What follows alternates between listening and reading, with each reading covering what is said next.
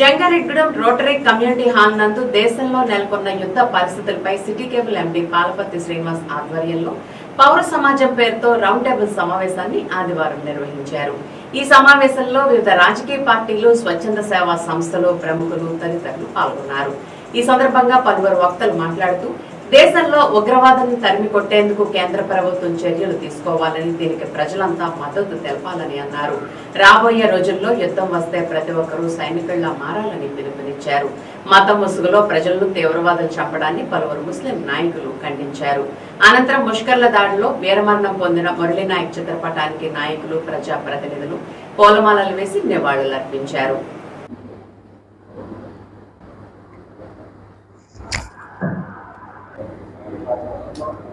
Channels లో కూడా చూపిస్తారు కాబట్టి ఎవరు వెళ్ళొద్దు.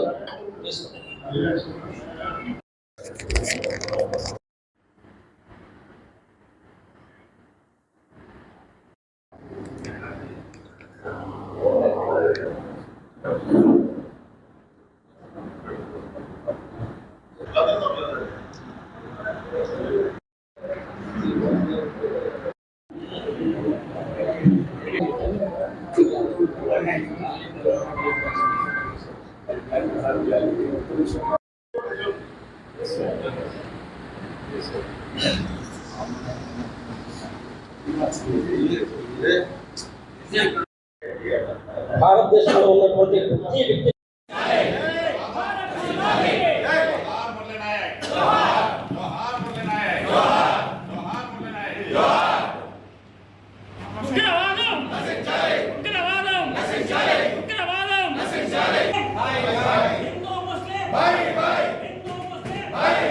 కేంద్ర ప్రభుత్వం పూర్తి చర్యలు తీసుకొని తీవ్రవాదాలు పూర్తిగా అంతమొందించి ఇక ముందు భవిష్యత్ తరాలకి ఈ తీవ్రవాదంతో ఈ దేశ సమగ్రతకు ఎటువంటి ముప్పు లేదని నిరూపించండి, చెయ్యండి. దానికి మేమందరం కూడా ఈ భారతదేశంలో ప్రతి పౌరుడు కూడా అండగా ఉంటారని తెలియజేస్తూ రాబోయే రోజుల్లో పార్టీలకు అతీతంగా మరి భారీగా ర్యాలీ నిర్వహించడం ద్వారా మన జంగారెడ్డి పట్టణం కూడా దేశానికి వెనకమాల ఉంటుంది, మీ సంస్థగా ఉంటుంది చెప్పడమే కాకుండా ఇటువంటి యుద్ధం ఆపేస్తున్నామని చెప్పి మోసగించి మళ్ళీ యుద్ధం చేసి ప్రజల్ని మరి చంపడం అనేది చాలా దుర్మార్గమైన చర్య. వీరి సరైన బుద్ధి చెప్పాలని మనందరం కూడా ఈ పాకిస్తాన్ తొచ్చర్యకి ధీటుగా మన ప్రధాని మోడీ గారు మరి అటాక్ ఇస్తాం మన దేశానికి ఎంతో గర్వకారణం. మరి రాబోయే రోజుల్లో యుద్ధం కానీ ఇంకా స్పీడ్ గా ఉంటే మనం కూడా సైనికుల్లాగా తయారవలసిన పరిస్థితి వస్తుందని చెప్పి సందర్భంగా ఒక మనిషిని గనక ఉద్దేశపూర్వకంగా చంపితే మొత్తం మనుషులందరినీ కూడా చంపినట్లు అని చెప్పేసి ఖురాన్ చెప్తుంది. ఖురాన్లో ఎక్కడో కూడా ఎతర మనిషిని చంపు అని చెప్పేసి ఎక్కడ చెప్పరు. అటువంటిది తీవ్రవాదులు మేము ముస్లిం అని చెప్పేసి ముసుగు వేసుకుని వచ్చి ముస్లింవా నువ్వు హిందువా అని చెప్పేసి చంపటాన్ని భారతదేశంలోనే కాదు ప్రపంచంలో ఉన్న ప్రతి ముస్లిం కూడా ఖండించి వాళ్ళు మతం ముసుగేసుకున్న తీవ్రవాదులు వాళ్ళు పశువుల కన్నా హీనమైన మనుషులు అని చెప్పేసి ఖండించడం జరిగింది. మొన్న కాశ్మీర్ లో పాల్గామలో జరిగినటువంటి 26 మంది ఎవరైతే చనిపోయారో ఆ రోజు యావత్ భారతదేశమే కాదు ప్రపంచం అంతా కూడా చాలా బాధపడ్డాం.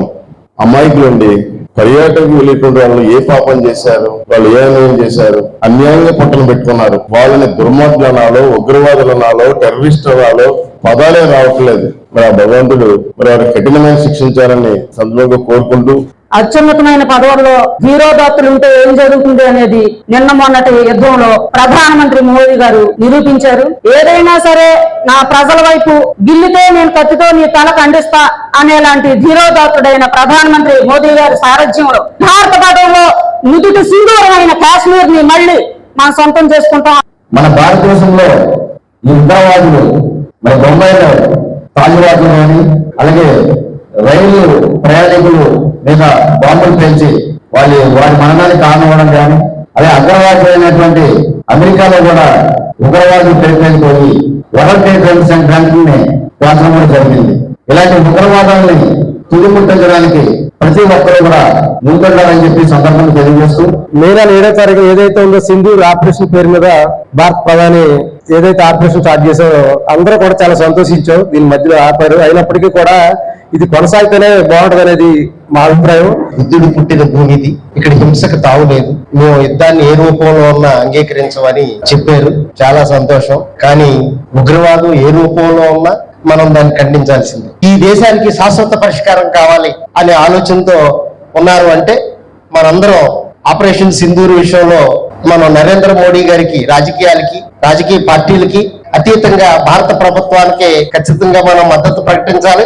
ఏ విధంగా అయితే ఈ భారతదేశంలో ఇతర దేశాల నుంచి వచ్చి ఉగ్రవాదం పేరు మీద మనకి హాని కలిగిస్తున్నారో, మన దేశంలోనే ఉంటూ మనందరికీ కూడా హాని కలిగిస్తున్నటువంటి మతవాదులను కూడా ఈ సందర్భంగా మనం ఏరేయాలనేటువంటి ఈ సభాముఖంగా తెలియజేసుకుంటూ, ఉగ్రవాదం పోవాలంటే పాకిస్తాన్ దేశం ఉండకూడదు అంతే.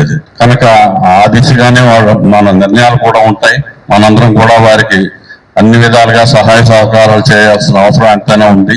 అలాగే మన బాధ్యత ఏంటంటే మనం అందరం కూడా రోజు సోషల్ మీడియాలో ఎన్నో వీడియోలు పోస్టింగ్స్ పెడుతూ ఉంటాం. దయచేసి ఫేక్ వీడియోస్ మాత్రం మీరు పెట్టకండి, ప్రజల్ని భయభ్రాంతులు చేయకండి. మన భారతదేశంలోకి పాకిస్తాన్ నుండి ఉగ్రవాదులు చొరబడి ఎంతో మంది అమాయకుల ప్రాణాలని హరిస్తున్నారు. దీనిని మనం తిప్పికొట్టాలి. భారతదేశం శాంతి సౌఖ్యంగా ఉండాలి అంటే ఉగ్రవాదం నశించాలి. ఉగ్రవాదం నశించాలి అంటే మన భారతదేశంలో ప్రతి పౌరుడు కూడా ఈ రోజున ఐక్యం కావాల్సినటువంటి సమయం ఆసన్నమైంది.